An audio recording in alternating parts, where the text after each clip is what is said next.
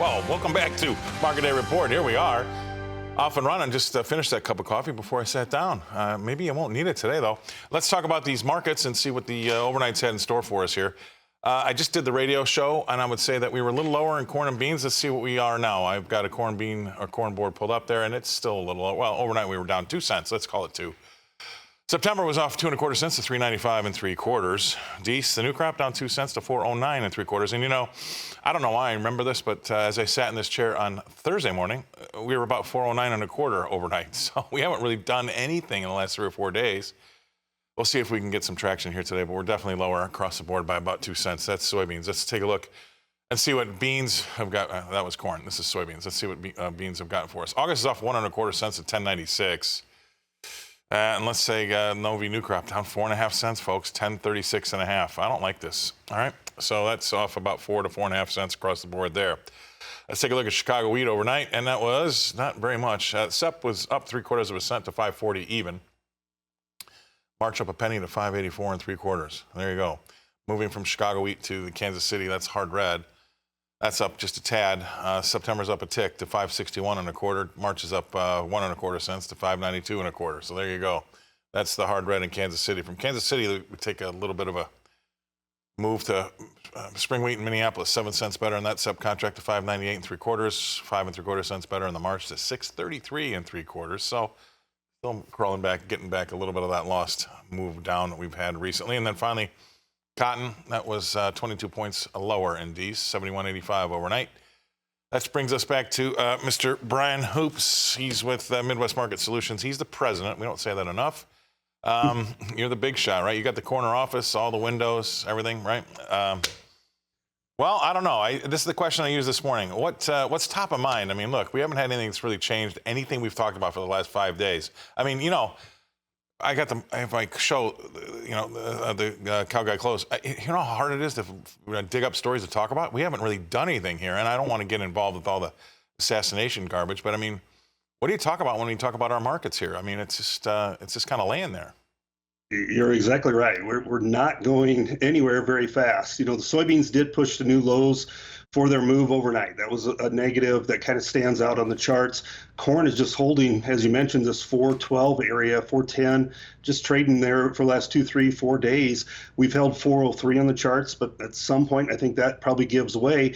You did have export sales report out this morning and some private export sales. Now, that could give us a little bit of buying interest in the soybeans because it was a large sale. It was about 18.5 million bushels of soybeans sold to that unknown destination that I think everybody assumes will end up being China. And there was also a soybean meal sale, about 150,000 tons to that unknown destination. So China's been very absent this year of buying almost anything, wheat and corn, and especially soybeans. They've only bought one cargo.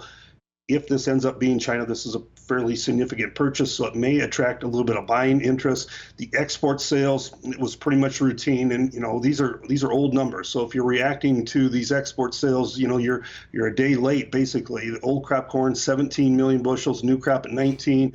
The soybeans for old crop 13, new crop 13.8. So we're having decent numbers, and wheat was 21.3. And that number should be good, especially as the Pacific Northwest harvests their winter wheat. That'll get sent right out of that port and shipped off.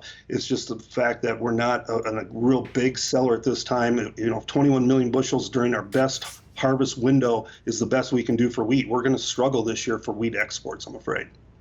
Well, you know, you bring up something that it's been irking me a little bit. We just covered it here right before I sat down on Market Day Report about, you know, what would happen if, you know, then a new administration comes in and we have all these tariffs on China. And I'm like, hey, knock, knock, knock, Noonan. They're not buying it anyway right now anyway. Right? I mean, we haven't really had China in the market. So stop it with the threats of what would happen if they stopped buying. Well, they did stop buying.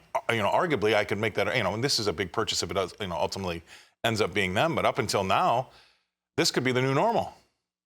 Right. That's the issue. That's a real problem is, you know, especially USDA has us exporting, I think, 125 million bushels more soybeans this year than we did last year. Yep. and we're at a 19-year low pace currently for our for our soybean exports. So something's really going to have to give there. Either our exports have to dramatically improve, or USDA is going to bring that number down over time, which in fact could increase our ending stock. So yeah, you really can't buy into the rhetoric that what happens if Trump gets elected and China quits buying because of tariffs. They're not buying right now, Right. and that's going to be the issue. We're living it. Yeah, we're living it. I mean, it's just, I don't know. I laugh, I snigger because people don't realize that. I think we had Arlen Sitterman on a week and a half ago, and he said if you take in all the, because there's some, behind the scenes exports there. He said they're only running at about 2.5 to 10% of what they should have on board by now. And I'm like, that's horrible. I mean, that is absolutely horrible. So, all right, stay right there. We're going to go away. Let's pay some bills. Maybe I'll get off my high horse. We'll come back and talk about some livestock prices from yesterday after this. All right, welcome back. Let's remind ourselves what happened in the livestock yesterday. I've got live cattle pulled up. We can see there that it was a little bit better here. $1.60 higher in August. We settled it at 184.27. Even October had $1 in front of it. $1.05 higher to 185.57. That was live cattle feeders. Man, if they could be more unchanged, I don't know if they could. But anyway, August was down 7 cents, 3 ticks to 258.55. You go out to the Nove, that was up 25 cents to 258.87. So that was a real quiet market as well yesterday. And then finally from feeders for the lean hogs. This was a source of strength a little bit. We came back late. August was only up 37 cents on the close at 91.65, but we had about just over $1 rally in October, December, and February. Right to the D's. That was the best one. $1.75 higher there to 65.87. Biggest change on the day, but still kind of a bad price at 65.87. We'll see what our guest analyst has to say about that. Let's bring back in Brian Oops, president of Midwest Market Solutions. All right, we got 60 seconds. Brian, anything jump out at you there? Well, I think you have to look at the resiliency of this cattle market. We have a lot of negative news that we are overcoming right now. We had marking year low in exports last week, and they did rebound to more normal levels this week, but cutouts are down. Packer margins are deeply in the red once again. Cash trade was steady to $1 lower in the Southern Plains, but yet we had a rally in the cattle market. So there's a lot of resiliency. I think some of it is tied to the discount of August to the cash markets. And then you also have this cattle on feed out tomorrow afternoon. It should be a little bit friendly with placements down anywhere from 4 to 5% compared to last year. So, that cattle market's holding in there relatively strong despite the bad news. Hogs had a strong rally yesterday. The August contract failed at resistance and closed off of that. And I would suspect you'll have a little technical selling as a result this morning. Yeah, well, we'll see. I mean, we got a boost yesterday. It was the day before. They're all running together on me now, Brian. But we had some decent retail sales, which means that the consumer, while they might not have any cash, they still have checks and they still have credit cards. So they're still out there spending. So we'll see what happens. But there's going to be so much to talk about in the next 4 to 8 months. I can't imagine. So anyway, I appreciate you coming on, getting us started here this morning. Brian Hoops, he's in Springfield, Missouri with Midwest Market Solutions. Bring it back here to Nashville, where the coffee is kicking in. Is it kicking in? I have to partake a little bit. I think I need a little amp up.